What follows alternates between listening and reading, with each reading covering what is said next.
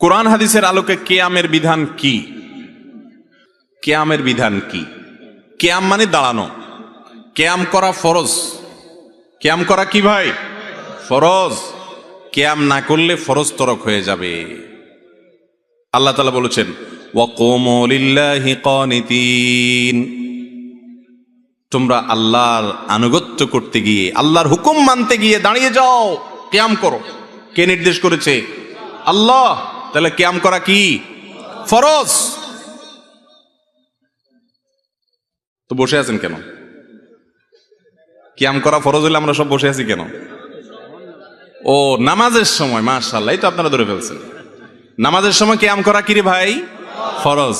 কেউ যদি শক্তি সামর্থ্য থাকা সত্ত্বেও তাগড়া মানুষটা বসে বসে আরাম করতে করতে নামাজ পড়ে, তার নামাজ হবে? আজকাল তো দেখা যায় যে একটু একটু ভাবসাবালা মানুষ হলে,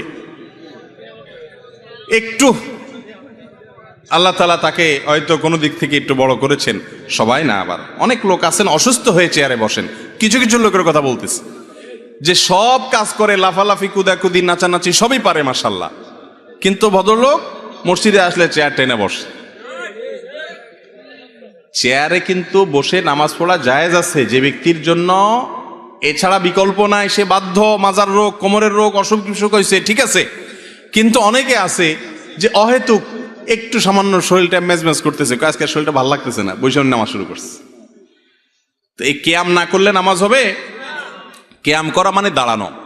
আপনি জিজ্ঞেস করছেন কোরআন হাদিসের আলোকে কিয়ামের বিধান কি? আমি সরল উত্তর দিলাম, নামাজের মধ্যে যে দাঁড়ানো কিয়াম, সেটাও দাঁড়ানো। কিয়াম মানে কি করা? দাঁড়ানো। ওই দাঁড়ানোটা ফরজ। আর বাকি এমনি সময়ে আপনি কি ওয়াজ বসে শুনবেন না দাঁড়ায় শুনবেন, এটা আপনার ব্যাপার। শরীয়ত এখানে কোনো বাধ্যবাধকতা করে নাই। আমি ওয়াজ বসে করতে পারি, আমার মনে চাইলে আমি দাঁড়ায় ডায়াসেও বলতে পারি। এক্ষেত্রে শরীয়ত কোনো নির্দেশ নিষেধ করে নাই।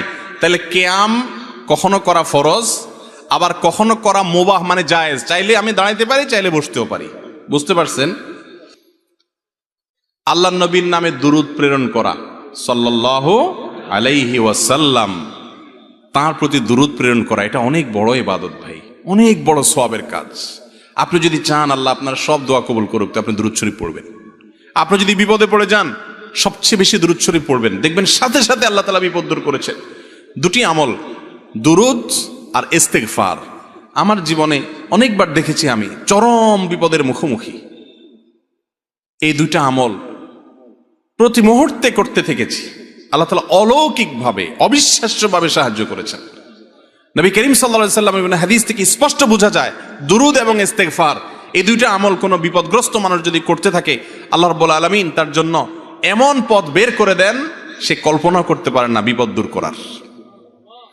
তো এই যে দুরূদ, এত ফজিলতপূর্ণ আমল, এই দুরূদটা বসে পড়বে না দাঁড়ায় পড়বে? কথা বলেন। দুরূদ বসে পড়তে হবে না দাঁড়ায় পড়তে হবে? কোথায় আছে দুরূদ বসে পড়তে হবে? এই যে আন্দাজে ফতোয়া দিলে তো হবে না ভাই। কোরআন হাদিসে কোথাও বলা হয় না যে তোমরা দুরূদ পড়ার সময় অবশ্যই বসিয়া বসিয়া পড়িবে, দাঁড়িয়ে পড়িতে পারিবে না, কোথাও নাই। তা আপনি অযথা কথা কেন বলতেছেন? দুরূদ বসে পড়বে না দাঁড়ায় পড়বে, কোরআন হাদিসে ব্যাপারে কিচ্ছু বলা হয় না। অতএব এই বসা লোকেরাও দুরূদ পড়তে পারবে, দাঁড়ানো লোকেরাও দুরূদ। কথা কি বুঝতে পারছেন? দুরূদ বসেও পড়ানো যায়, দাঁড়ায়ও পড়া যায়, শুয়েও পড়তে পারে কেউ, কোনো অসুবিধা নাই। কিন্তু কেউ যদি মনে করে দুরূদ পড়তে পড়তে পড়তে পড়তে পড়তে পড়তে একটা পর্যায়ে সবাই দাঁড়ায় যাইতে হবে, তাহলে সমস্যা আছে। কারণ আপনি দুরূদ পড়তে পড়তে যে হঠাৎ দাঁড়ায় গেলেন, ভাই আমার, আপনাকে কি আল্লাহ রাসূল সাল্লাল্লাহু আলাইহি ওয়াসাল্লাম দুরূদ পড়ার ব্যাপারে বলেছেন? এই কথা কোরআন হাদিসে কোথাও আছে যে তোমরা যখন দুরূদ পড়বা আমার প্রতি, পড়তে পড়তে পড়তে পড়তে একটা পর্যায়ে আমার সম্মানে তোমরা দাঁড়ায় যাইতে হবে? এরকম কথা যদি আমার নবীজি বলে থাকেন, অবশ্যই দাঁড়াইতে হবে। কোরআনে যদি বলে থাকে, অবশ্যই করতে হবে। আর যদি কোরআন হাদিস না বলে, তা আপনি বসা আলাদেরকে বলবেন ভাই দুরূদ পড়তেছেন, দাঁড়ায় যান। অথবা দাঁড়ানোদেরকে আমি যদি বলি ভাই আপনারা দাঁড়ায় দাঁড়ায় দুরূদ পড়তেছেন কেন, বসে যান। এই দুইটার কোনোটাই করার অধিকার আমার আছে নাই। আমাদের যেসব ভাইয়েরা দুরূদ পড়তে পড়তে হঠাৎ দাঁড়ায় যায়, ওনারা কিন্তু নবীজির সম্মানার্থেই দাঁড়ায়, ঠিক না বে ঠিক? নবী করিম সাল্লাল্লাহু আলাইহি ওয়াসাল্লামের প্রতি সম্মান ভালোবাসার জন্য দাঁড়ায় না? কিন্তু ভাইরে, নবীর প্রতি ভালোবাসা প্রকাশের পদ্ধতিটাও হইতে হবে নবীর বাতানো। নিজের মন গড়া পদ্ধতি যদি বাহির করি ইবাদতের, তাহলে সেটা নবীজি সতর্ক করেছেন বিদআত করতে। ভাইরা আমার, যারা কিয়াম করেন, মিলাদ পড়তে পড়তে দাঁড়ায়া কিয়াম করেন, তাদের প্রতি আমাদের অনুরোধ, রাগ করার কিছু নাই ভাই। আমি আপনার মুসলমান ভাই, আমি চাই আপনি আমার সাথে জান্নাতে যান, আমি আপনার সাথে জান্নাতে যেতে পারি। আমি আপনার ভালোর জন্য বলছি।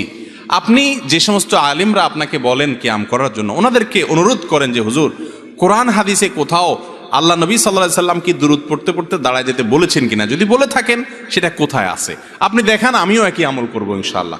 আর যদি না থাকে, তাহলে সেক্ষেত্রে নিজের মন গড়া যদি আমি ইবাদতের পদ্ধতি বানায় নিই, তাহলে বেদাত হবে, আর বেদাতের ঠিকানা হবে জাহান্নাম ভাই।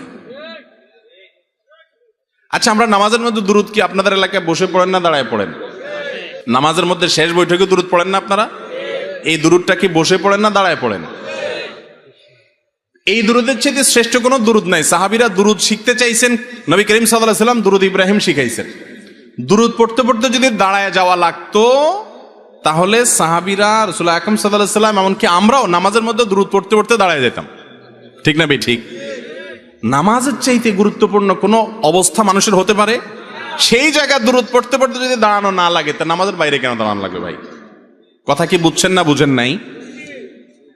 দুরূদ যদি বসে পড়লে বেয়াদবি হইতো, তো আল্লাহ তাআলা বসে নামাজে দুরূদ দিতেন না, বলতেন দাঁড়ায়া সূরা ফাতিহার সময় দুরূদ পড়ার কথা। ঠিক না ভাই? ঠিক। অথবা বসে আছেন, আত্তাহিয়াতু পড়ছেন, দুরূদের সময় দাঁড়ায় যান। আল্লাহ তাআলা কি এরকম করে নির্দেশ দিয়েছেন? তাহলে আপনি নামাজের বাইরে কেন এটাকে জরুরি মনে করতেছেন? আমার কথা কি বুঝতে পারছেন? আল্লাহ তাআলা আমাদেরকে বুঝার তৌফিক দান করুন। তবে ভাই, এগুলো নিয়ে কামড়াকামড়ি করা যাবে না, ঝগড়াঝাটি করা যাবে না। ভাইয়েরা আমার, অনেক লোকজন আছে আমাদের সমাজে যারা এগুলো নিয়ে মারামারি করে। যদি কেউ কিয়াম করে, আমার কোনো ভাই করুক, তার সাথে ঝগড়াঝাটি বা গন্ডগোলে যাবেন না। এই গন্ডগোল করার কোনো অনুমতি ইসলাম আমাদেরকে দেয় নাই। আপনি না করাটাকে মনে করতেছেন সুন্নাহ সম্মত, আপনি করবেন না, কিন্তু কোনো ভাইয়ের সাথে ভেজালে যাবেন না। এলাকাতে আজ মুসলমানদেরকে শয়তান অনেক রকম ভেজালের মধ্যে লাগাই দিস। আমি মাসআলাটা চেষ্টা করছি কোরআন হাদিসের আলোকে আমার দৃষ্টিভঙ্গি তুলে ধরার। যদি আমারটা ভুল হয়, তাহলে আরেকজন তারটা তুলে ধরবেন, মানুষ সঠিকটা গ্রহণ করবে। কেউ যদি কোনো আলেমের মাসআলা ফতোয়া শুনে আমল করে না, তিনি ভুলও করেন, তার বুঝে মনে হয়েছে এটা সঠিক, তারপরে দেখা গেছে ভুল, ইনশাআল্লাহ আল্লাহর কাছে মুক্তি পেয়ে যাবে, নাজাত হয়ে যাবে, তো আপনি ঝগড়া করে লাভ কি? বুঝতে পারছেন কথা? আল্লাহ তাআলা আমাদেরকে আমল করার তৌফিক দান করুন।